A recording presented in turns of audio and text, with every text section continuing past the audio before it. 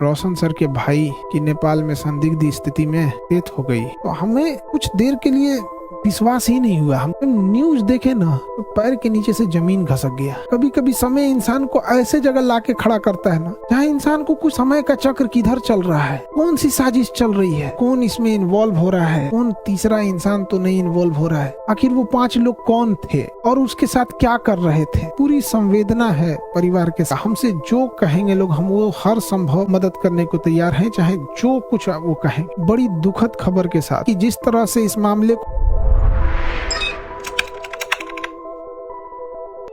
देखिए, आज अजीब से मन से बात करना पड़ रहा है। बड़ी दुखद खबर के साथ अचानक से सब चीज चल रहा था, कहीं कुछ लोगों से कॉल आने लगा कि सर आप न्यूज देखिए या फिर ऐसे ऐसे घटना हुई है कि रोशन सर के भाई की नेपाल में संदिग्ध स्थिति में डेथ हो गई। तो हमें कुछ देर के लिए विश्वास ही नहीं हुआ। हमको लगा कि ऐसे बोल रहा है सब। आजकल एक न्यूज वगैरह के चक्कर में हमको लगता है ऐसा, तो हम डांटे भी, तुम लोग को ये सब नहीं समझ में आता है, कुछ से कुछ बोलते रहता है। तो कुछ पल के लिए विश्वास नहीं हुआ कि ऐसे कैसे हो सकता है। फिर धीरे धीरे कुछ लोग न्यूज भेजने लगे, फिर न्यूज पे देखे। जब न्यूज देखे ना तो पैर के नीचे से जमीन खसक गया। एक समय कैसा अजीब करवट ले रहा है, किस दौर में किस स्थिति में समय चला गया है, आखिर ऐसे कैसे हो गया। देखिए, जब वीडियो देखने के बाद एकदम दिल दहल गया।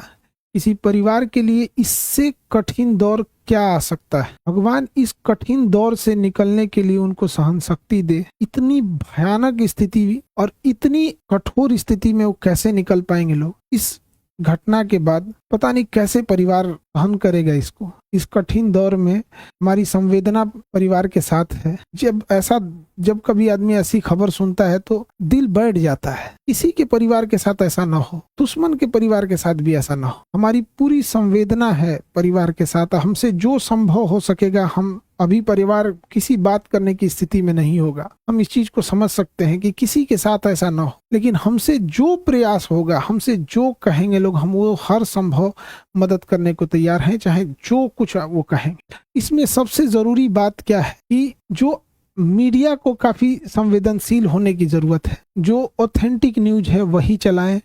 अलग अलग इधर उधर अफवाहें या अटकलों पे ना जाएं। ये बहुत संवेदनशील मामला है और पुलिस अपना एक ऑफिशियल बयान जारी करे जिससे कि स्पष्ट हो सके चीजें क्या हैं और जल्दी से जल्दी इसका पोस्टमार्टम रिपोर्ट सार्वजनिक किया जाए।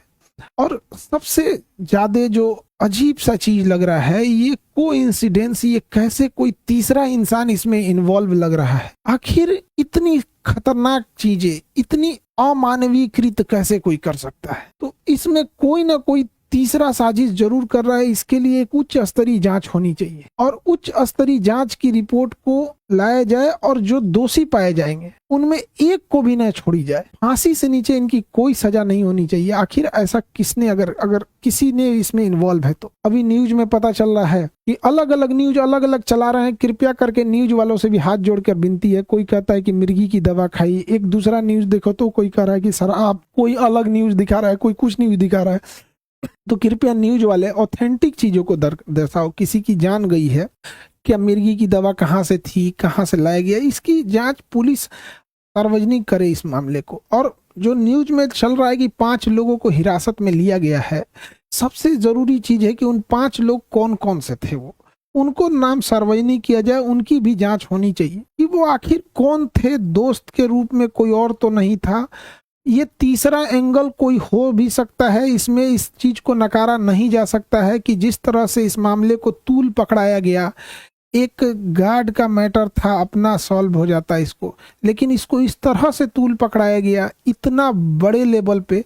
और इधर ये जब ये घटना सामने आती है तो कुछ समझ में नहीं आता है क्या करें। इतने कठिन परिस्थिति में पूरे लोगों को से भी विनती करते हैं कि परिवार का सहानुभूति रखें और इस बात पर जोर दें कि तीसरा एंगल पर जांच हो और जो लोग संदिग्ध, नेपाल ने किन 5 लोगों की गिरफ्तारी की है उनकी भी जांच होनी चाहिए और एक उच्च स्तरीय जांच बैठाकर जो भी दोषी पाए जाएंगे उनको फांसी से नीचे सजा नहीं होनी चाहिए। देखिए, जो इंसान अब पुण्य आत्मा अब दुनिया से चली गई, भगवान उनको शांति दे, लेकिन यदि इसमें जो इन्वॉल्व है उसको पुलिस पकड़ लेती है या उच्च स्तरीय जांच में आती है तो कहीं ना कहीं ये उचित रहेगा। इस कठिन परिस्थिति से अजीब सा समय ले आ देता है। कभी कभी समय इंसान को ऐसे जगह लाके खड़ा करता है ना, जहाँ इंसान को कुछ समझ में नहीं आता है क्या हो रहा है, ये समय का चक्र किधर चल रहा है, कौन सी साजिश चल रही है, कौन कौन इसमें इन्वॉल्व हो रहा है, कौन तीसरा इंसान तो नहीं इन्वॉल्व हो रहा है,